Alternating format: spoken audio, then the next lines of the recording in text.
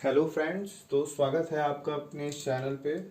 तो आज हमने पॉलिटी का सब्जेक्ट हमने पॉलिटी लिया है। मौलिक अधिकार एक हमने टॉपिक ले लिया है, जिसको हम राज्य व्यवस्था बोलते हैं हिंदी में। डेट हमारा हमने लिख दिया, डे लिख दिया है। तो आइए चलते हैं हम अपने क्लासेस पे और इसके बारे में पढ़ते हैं। तो फ्रेंड्स, सबसे पहले आप देखेंगे कि मौलिक अधिकार होता क्या है। ठीक है, जिसको बोलते हैं इंग्लिश में फंडामेंटल राइट्स। फंडामेंटल राइट्स, ठीक है। ठीक। और मौलिक अधिकार होते कितने हैं? प्रेजेंट टाइम में मौलिक अधिकार प्रेजेंट में 6 होते हैं। पहले कितने हुआ करते थे? पहले 7 हुआ करते थे। ठीक है, हम आपको ये भी बताएंगे कि कौन सा हटा है अभी। ठीक है, मतलब इस 7 में कौन सा एक हटा है जो 6 बन गया है, जो सारे 6 हो गए हैं। तो चलिए स्टार्ट करते हैं। तो ध्यान दीजिएगा कि संविधान के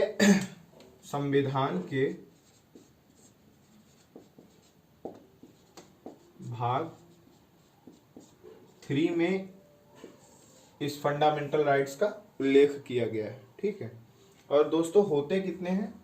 12 से 35 तक। आर्टिकल 12 से 35 तक फंडामेंटल राइट्स होते हैं। ठीक है, और हाँ, सबसे क्वेश्चन एग्जाम के जरिए से सबसे महत्वपूर्ण ये है कि ये जो संविधान लिया गया है, ये जो फंडामेंटल राइट्स लिया गया है, वो किस, आप बोल सकते हो, कंट्री से लिया गया है। ठीक है, तो संयुक्त राज्य अमेरिका से लिया गया है। कहां से लिया गया है दोस्तों? संयुक्त राज्य अमेरिका से। नोट डाउन कर लीजिएगा, बेहद ही महत्वपूर्ण क्वेश्चन है और ये 100 टाइम्स रिपीटेड है, मतलब कई बार रिपीट किया गया है। तो आर्टिकल कितना है? 12 से 35 फंडामेंटल राइट्स का उल्लेख किया गया है संविधान के भाग 3 में, और संयुक्त राज्य अमेरिका से लिया गया है, लिया गया। ठीक है, इतनी बातें हो गई। तो आइए हम आगे बढ़ते हैं। संविधान के ही भाग 3 में बताया गया है दोस्तों कि जो भारत का अधिकार पत्र है, जिसको हम मैग्ना कार्टा के नाम से जानते हैं, भारत का अधिकार पत्र, अधिकार पत्र, जिसको हम किस नाम से जानते हैं? Magna carta. क्या है मित्रों? Magna carta. बहुत ही इंपॉर्टेंट और महत्वपूर्ण है सभी के सभी। तो आप बने रहिए और वीडियोस को देखते रहिए, और आपके आज के कंटेंट अगर आपको अच्छे लगते हैं तो please like, share and subscribe करना ना भूलिएगा। तो चलिए हम आगे बढ़ते हैं और डिस्कस करते हैं कि वो कौन से 6 फंडामेंटल राइट्स हैं जो अभी मौजूद हैं। ठीक, सबसे पहला है right to equality. Right to equality, जिसको हम बोलते हैं समानता का अधिकार। क्या बोलते हैं मित्रों? समानता का अधिकार। कहां से कहां तक में है ये?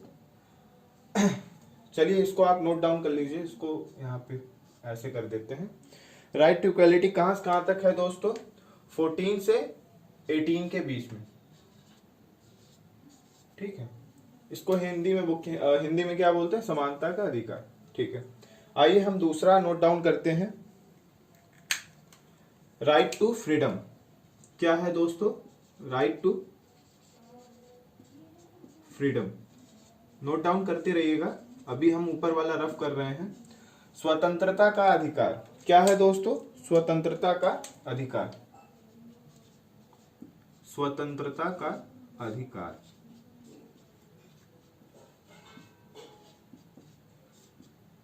ठीक है, आइए नोट डाउन करते हैं किस से किस आर्टिकल में है। 18 हो गया, अब 19 से 22 के बीच में है। कहां से कहां तक है दोस्तों? 19 से 22 के बीच में है। ध्यान दीजिएगा 19 से 22 के बीच में है। अब आइए आगे बढ़ते हैं और देखते हैं हमारा थर्ड वन कौन सा है। थर्ड वन है दोस्तों right against exploitation. Third one लिख लीजिए अभी, फिर उसको हम आगे चल के रफ करते हैं। राइट अगेंस्ट एक्सप्लॉयटेशन, एक्सप्लॉयटेशन जिसको हिंदी में बोलते हैं शोषण के विरुद्ध अधिकार। शोषण के विरुद्ध,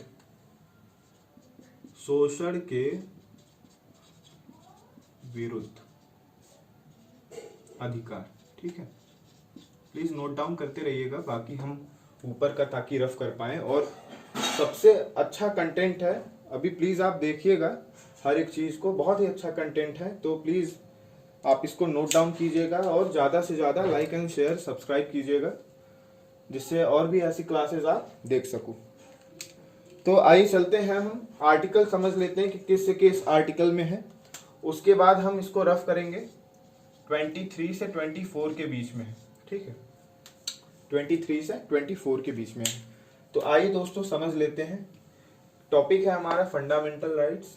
प्रेजेंट टाइम में 6 हैं, पहले 7 हुआ करते थे, जो संविधान के भाग 3 में इसको बताया गया है। और भारत का जो अधिकार पत्र है उसको मैग्ना कार्टा के नाम से भी जानते हैं। और किस आर्टिकल में 12 से 35 के बीच में ये फंडामेंटल राइट्स बताया गया है। और किस कंट्री से लिया गया है, तो संयुक्त राज्य अमेरिका से लिया गया है। यहाँ पे कंट्री लिख दे रहे हैं दोस्तों, जिससे आपको बेहद आसान हो जाएगा।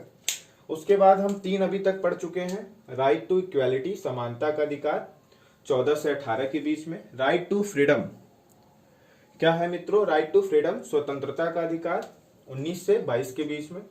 राइट अगेंस्ट एक्सप्लॉयटेशन, जिसको हम बोलते हैं शोषण के विरुद्ध अधिकार, 23 से 24 के बीच में। इतना नोट डाउन कर लीजिए, फिर हम आगे बढ़ते हैं। आइए आगे चलते हैं।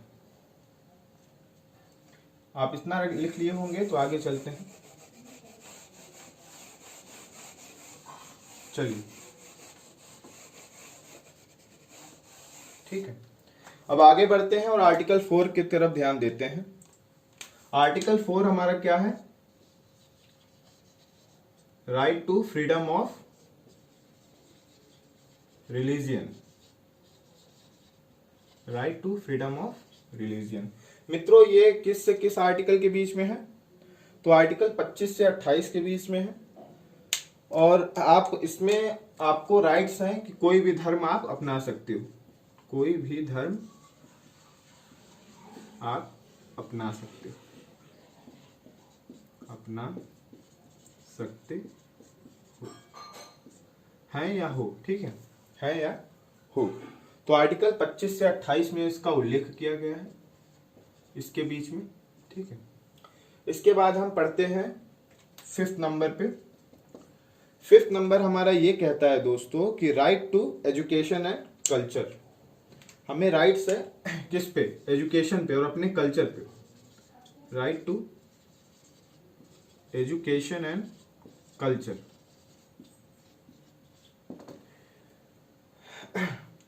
तो हमारा एजुकेशन मतलब शिक्षा पे अधिकार और संस्कृति पे, माफ कीजिएगा, शिक्षा और संस्कृति पे, शिक्षा और संस्कृति पे। ठीक है, इस पे राइट्स है। क्या है दोस्तों? शिक्षा और संस्कृति पे राइट्स है। और भाई ये किस आर्टिकल में लिया गया है? तो 29 to 30 के बीच में लिया गया है। 29 to 30 के बीच में नोट डाउन कर लीजिएगा।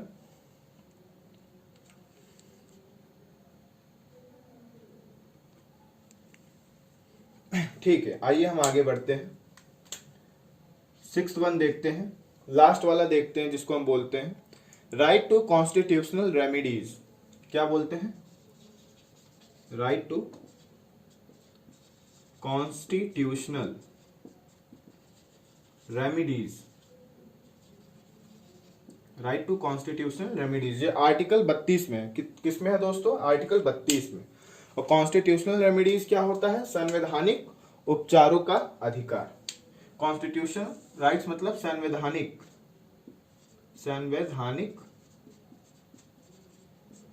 संवैधानिक उपचारों का अधिकार।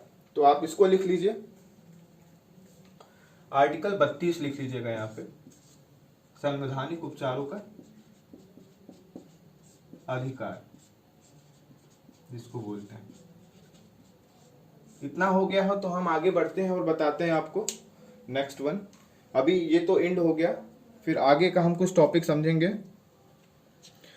और हाँ, इसमें क्या होता है ना आर्टिकल 32 में, कि अगर आपके अधिकारों का हनन हो रहा है, आपके राइट्स का हनन हो रहा है, अधिकारों का हनन हो रहा है,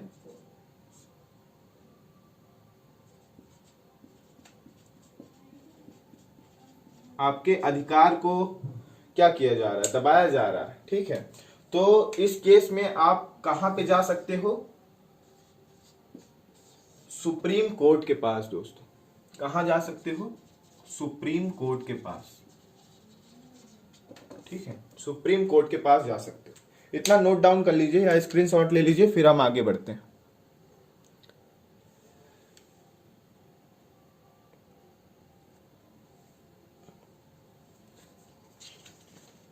चलिए दोस्तों, फिर हम आगे बढ़ते हैं और आगे का डिस्कस करते हैं कि आगे अब क्या है। चलिए अब हम इसको रफ करते हैं।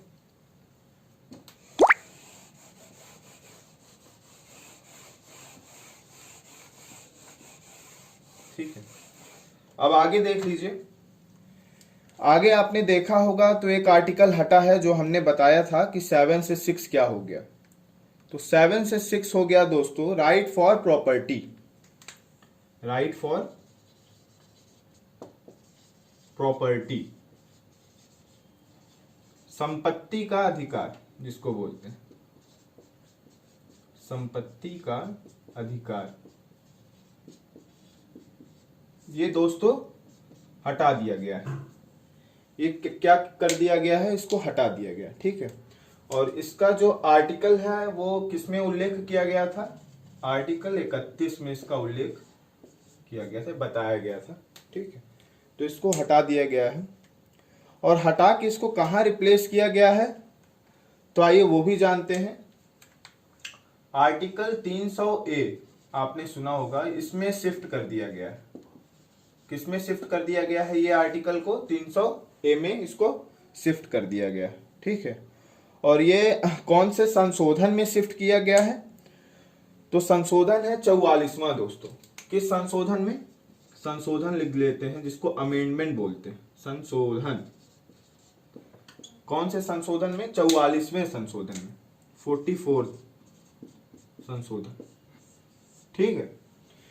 तो आज की क्लास कैसी लगी दोस्तों प्लीज बताइएगा, और क्लास अच्छी लगी हो तो प्लीज ये शेयर जरूर कीजिएगा। तो अच्छा हाँ, एक लास्ट क्वेश्चन और है कि ये किस सब्जेक्ट में आता है, जो फंडामेंटल राइट्स हैं ये किस सब्जेक्ट में आते हैं, तो ये किसके पार्ट हैं, किस सब्जेक्ट में, जुडिशरी के पार्ट है बच्चों, जुडिशरी के पार्ट हैं स्टूडेंट्स। किसके पार्ट हैं, जुडिशरी के। तो चलिए, thank you, thanks for watching my videos दोस्तों। स्वस्थ रहिए, पढ़ते लिखते मस्त रहिए, बने रहिए, और वीडियोस को अच्छा लगा हो तो प्लीज लाइक एंड शेयर कीजिएगा। कमेंट में भी डाल सकते हैं अगर आपको कुछ एक्स्ट्रा बताना हो इसमें। तो आज के क्लास को हम विराम करते हैं। बहुत बहुत धन्यवाद आपका।